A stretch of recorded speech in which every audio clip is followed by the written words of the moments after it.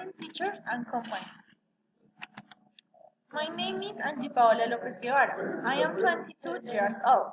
I am from in the municipality of villapinzon. I study business administration.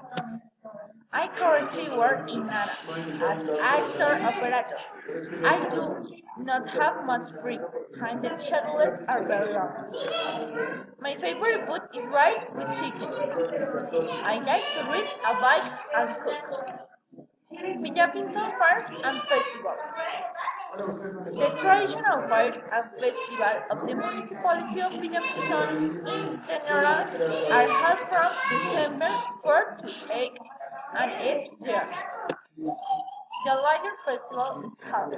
Science in the municipality. There are the largest tannery companies in the country. In this festival, we get raw materials and later finished products.